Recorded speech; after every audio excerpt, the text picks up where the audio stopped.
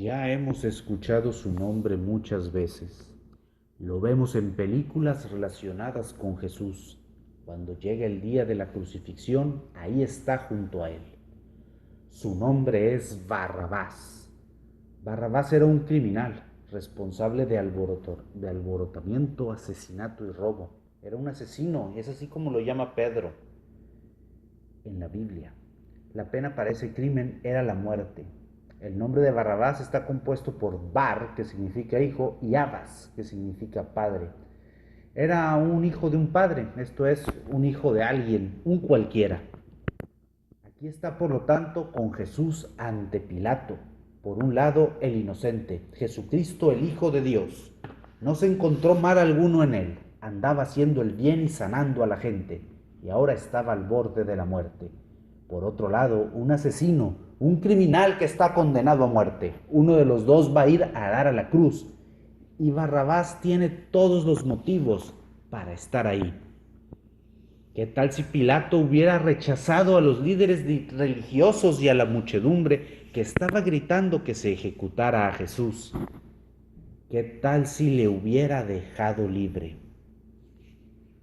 Imaginemos una historia alternativa en la que Pilato toma en cuenta la advertencia de su esposa, en cuyo sueño había sido interrumpido esa noche con pensamientos sobre un hombre justo, y que su mensaje para el gobernador fuera: no te metas con ese hombre.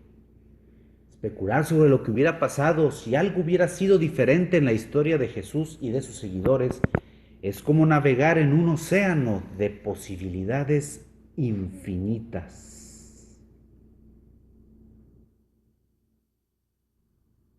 Una cosa sí es segura: sin la crucifixión no hay resurrección, y sin la una o la otra, una cruz o una tumba vacía, nos quedamos sin nada, excepto una buena historia sobre un hombre maravilloso que vivió una vida ejemplar. En otras palabras, estaríamos metiéndonos en graves problemas. Preguntar qué tal si Jesús no hubiera ido a la cruz es una interrogante equivalente a preguntar qué tal si Dios se hubiera equivocado y que Jesús hubiera vivido el resto de su vida con el tipo de ministerio de predicación y sanación que le caracterizó en los primeros 3 años. Quizás otra religión similar podría haber ocupado el lugar del cristianismo. Se dice que el mitraísmo era una religión rival del cristianismo y es muy probable que hubiera ocupado su lugar en ausencia de este. El mitraísmo era una religión mistérica muy difundida en el Imperio Romano entre los siglos I y IV después de Cristo, en que se rendía culto a una divinidad llamada Mitra y que tuvo especial implantación entre los soldados romanos. Existen testimonios materiales de la práctica de esta religión en numerosos lugares del antiguo Imperio Romano, en Roma y en Ostia, así como en Mauritania, Britania y las provincias fronterizas a lo largo del río Rin y del Danubio, consistentes en restos de templos, inscripciones y obras de arte que representan al dios u otros aspectos de la religión. Frente a esta relativa abundancia de restos arqueológicos, son muy escasas las referencias en textos clásicos a esta religión. No hubo difusión de sus ideas escritas, pero ante la ausencia del cristianismo, pudo haber ocupado su lugar.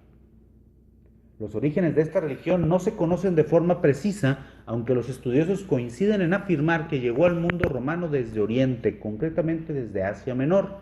La práctica del mitraísmo, como la de todas las religiones paganas, fue declarada ilegal en el año 391 por el emperador Teodosio, pero sin Jesús crucificado habría sido una buena candidata para unificar al imperio en torno a una sola religión. Es muy probable que el Imperio Romano hubiera transitado su última fase como entidad unificada bajo esta nueva religión y que luego los fragmentos del imperio también se hubieran organizado bajo el mitraísmo, o mejor dicho, bajo las diferentes facciones del mitraísmo, y que la historia europea no hubiera sido sustancialmente distinta. Las invasiones vikingas, hunas y mongolas hubieran ocurrido de todos modos. Es muy probable que los nórdicos hubieran terminado convirtiéndose al mitraísmo como antes habían hecho las tribus germánicas, y es muy probable que un sumo sacerdote del mitraísmo hubiera aprovechado la invasión de Atila para adjudicarse el rol de supremo sacerdote. Sin las enseñanzas del cristianismo, el mitraísmo en Europa occidental pudo fomentar una cultura más racional e igualitaria que el cristianismo medieval, que podría evitar las condiciones que propiciaron la peste. Se podría creer que, sin el embate de la peste, este mundo sería mucho más avanzado científicamente que el nuestro, o probablemente no, porque fue el profundo cambio cultural tras esta pandemia, sumado a la labor de los monjes tratando de encontrar una explicación racional de la naturaleza, bajo el supuesto de que Dios es el ser más racional posible, lo que dio origen a la ciencia occidental tal como la conocemos. Así que, si no hay cristianismo, no hay iglesia, no hay búsqueda de la salvación, no hay nada. En lugar de un movimiento cristiano, tendríamos cuando mucho una sociedad en memoria de Jesús. Unas cuantas personas con un amor por la historia que pudieran reunirse ocasionalmente para repetir los mensajes de aquel profeta que se llamó Jesús y estudiar la tradición popular que creó a su alrededor. Es posible que hubiera habido un movimiento religioso a partir de las enseñanzas y de la vida de Jesús, pero pues sería más similar a aquellos que honran a Buda o a Confucio, y los miembros de esta religión seguirían buscando al Mesías que está por venir. Sería una religión posiblemente limitada a cierta zona del mundo, tal vez Asia Menor, tal vez la parte europea de Turquía, y en el resto del mundo, en las colonias del Imperio Español, en las colonias del Imperio Británico, posiblemente tendríamos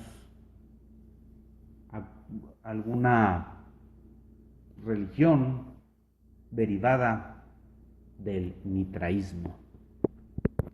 Si te gustó el video, por favor suscríbete y recomiéndanos con tus amigos. Si no te gustó el video, por favor suscríbete y recomiéndanos con tus enemigos. Nos vemos pronto.